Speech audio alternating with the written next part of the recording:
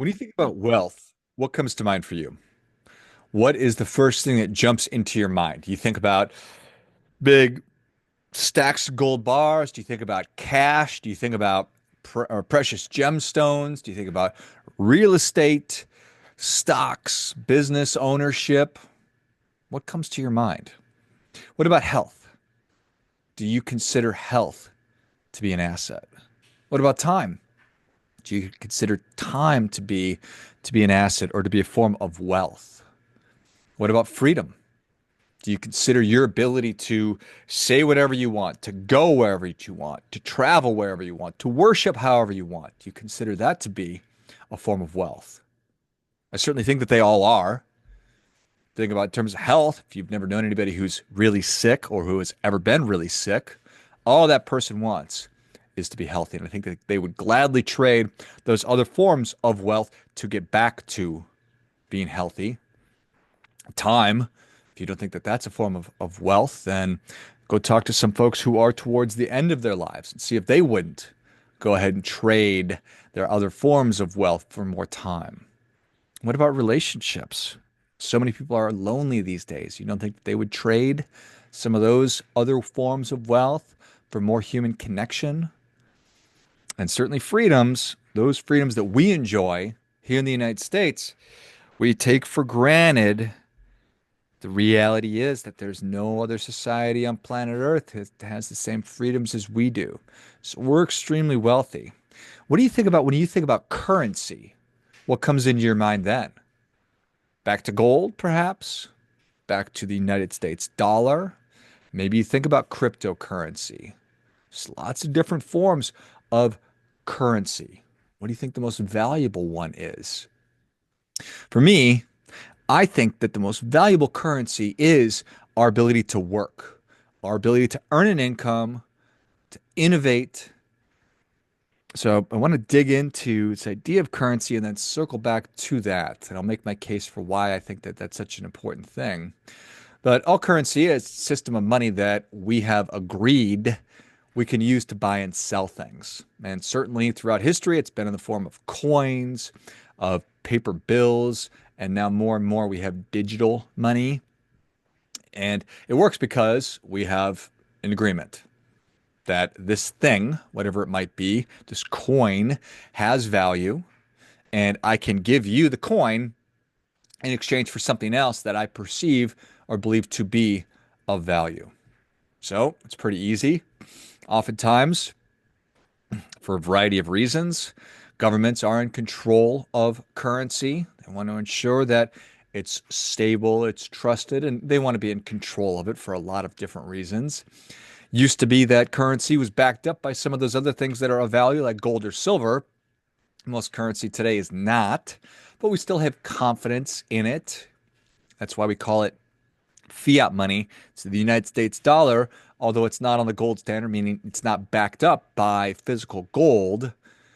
We believe or know that the full faith and credit of the United States government stands behind the United States dollar, so we feel good about it. We feel confident in using it. But there are lots of non-monetary forms of currency as well. We have lots of systems of exchange where you can take non-money, non-coins, non-US dollars, non-Bitcoin and trade it for other things. Certainly we have always, and we do continue to barter today. Farmers could trade vegetables for a carpenter's, repair work. So you can come in and fix my gate, and I will give you some food that I grew. We certainly have a lot of social currency. We have reputation, trust, and influence that we benefit from. If I possess that, if I have a good reputation in my marketplace, people will, that's going to help me in my social networks. People will give me the benefit of the doubt. They will give me opportunities because they know that I'm a trustworthy person. Time is without question something that we can trade and use as a form of currency.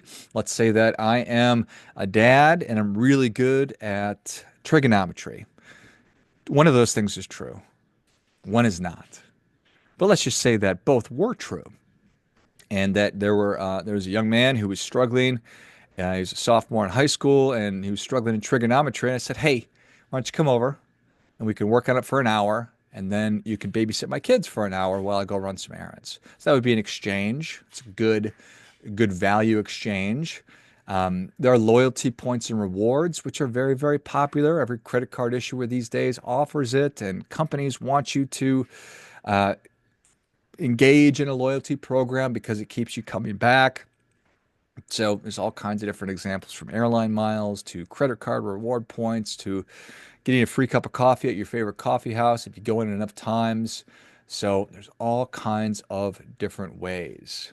So exchanging value, getting something out of it. Those are different forms of currency. One of the most important forms of currency that I think that we have is our ability to work, our ability to earn a living. Now, could strengthen that by increasing our ability to learn how to innovate, how to solve problems better. We can increase our currency and our ability to work and to earn by getting better at focusing and staying the course. Regardless of the circumstances, regardless of how I'm feeling, I can continue to stay the course and to push forward. We can increase our ability to earn a living, therefore increase our currency by being able to pivot when necessary. To be able to look at a situation and to say, okay, I've invested so much here, but at this point it's a sunk cost. Maybe now it's time to move on. And to be wise enough to recognize when you are holding on too long, or if maybe you should hold on a little longer. Having the ability to pick yourself up, to dust yourself off, to become more gritty, to become more resilient in the face of adversity, which we all face on an almost daily basis. If you can cultivate and strengthen your ability to do those things, you have immense currency. You're making yourself so incredibly valuable. If you're interested in going and working for an existing company and to help strengthen that company as an individual contributor, part of a team, that's an incredible thing. Increasing your level of currency, your level of know-how, your ability in these areas is going to make you much more valuable. If you want to go start your own thing, you want to chase the dream of entrepreneurship, chase wealth that way. Well, if you have these skills, if you understand how to do it, if you can put it to work and do it consistently, well, that's nothing but a really positive thing. And fundamentally, what I'm talking about is becoming more of a self-manager, which is the highest form of currency when it comes to your ability to work. If you're somebody who understands how you work, you understand the impact that you have, how you like to work, all of these things, and you can plug into most any situation and be successful with lots of different kinds of people. And you don't need somebody looking over your shoulder. You don't need somebody telling you where to be, what time to get there, what to do while you're there, what time you're able to go home. You're such a valuable person. So there's so much that goes into this. But one of these critical things, one of these really critical things is known as the performance equation. Performance equation is going to, or helps us to determine whether or not I am going to be successful. And what it comes down to is talent times habit times opportunity. And you put those things together, that's going to dictate my ultimate level of success. Okay. And what I wanted to focus on today in regard to that performance equation are the habits. And I have good news. I've got really good news. The two most critical, most important habits you must have are 100% within your control. What an incredible thing. And those two things are attitude and industriousness, also known as your mindset and your work ethic. So your habits of thinking and your habits of work. How well do you do those two things? If you are a 10 out of 10 in those areas, I think you're pretty much writing your own ticket. With talent, it's your innate talent, your IQ, but also your ability to learn. So that's really important. With opportunity, it's, do you see yourself doing the role, doing the function? And do you see yourself within the organization, within that role? doing that role within a certain organization. So it's those three things. I have no control over my IQ. Something given to me by my parents. I have some control over the company, some control over the role. If I'm going into entrepreneurship, then it's on me, but I have absolute control over that habits piece. So again, I'm going to say that again. It's good news that you have complete and total control over the two most important things: your ability to earn a living, your ability to increase your value, your ability to shine and stand out in a form of currency, which I believe to be one of the most important, particularly in a capitalistic system, which is where we find ourselves. Are you able to be a self-manager? Are you able to manage your own mindset and your own work ethic? Can you self-manage? And if yes, I think that you are all set. You're good to go. If no, well, I think that we need to be working on these things. And there's good news there too, because I do believe that while some of these things are very much innate, a nature, from a nature perspective, you have been given certain attributes and abilities. There's also the nurture. Wherever you're at with your ability to manage your own attitude and effort, I think that you can increase it. Most all of these things are like muscles, where if you don't exercise it, it will atrophy. You will lose, or at least your ability to do these things will diminish. But a lot of it is also the nurture piece, where you can commit to strengthening these muscles, getting more and more reps, get stronger. So your ability to be a self-manager, an absolute skill, 100%. And it's exciting because I believe it's within your control. I know it's within your control. I know that everybody has the ability to focus on these things and to improve them. So how do you do it? If you did want to, if you wanted to improve on your ability to earn a living, wanted to go through a couple of things that you can do.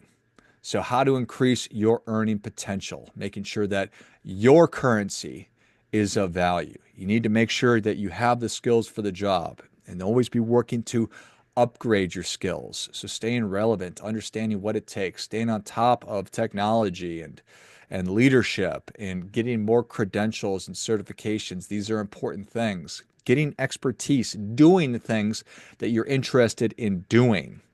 There's opportunities to create multiple income streams. These days, through the wonder that is technology, we have the ability to learn how and to put this stuff to work. If you're somebody who has extra time or extra energy, the sky is the limit on what it is that you can accomplish. So huge opportunities. You can increase your marketability. You can increase your professional network. You can make more connections that will lead to more and more opportunities. You can increase your ability to be a good communicator. You can increase your sales skills. Having the ability, whether you think that you're a salesperson or not, you are, because you're needing to sell yourself. If you're waiting for somebody to tap you on your shoulder and say, hey, it's your time, well, I don't know that that's ever going to happen. It's really important that you focus on it. Being adaptable, protecting your ability to earn an income, protecting your ability to be viable, making sure that you're financially resilient. So making sure that you have your emergency fund. So if you're not in a scenario that you like, you have walk away money, which simply means you can walk away. It's different than FU money, because FU money means that you can go do whatever you want. Most of us aren't there yet, but you can get walk away money fairly easily. You become debt free. I just mean credit card debt. You get 6 months worth of cash. That is, in a lot of ways, walk away money. Keep learning, get on top of technology, learn about AI, all this stuff. Future work, nobody knows what it's going to look like. All we know, it's going to be different. So fostering, strengthening your ability, your habits of attitude, your habits of effort, that's what it's all about. That's how you win. In any market, any condition, you become a top-tier self-manager. You bet on yourself, and you do that by strengthening your currency, your most valuable currency, which is your ability to earn an income. As you know, There's never going to be anybody more interested in your financial success than you are, brothers and sisters. Act accordingly.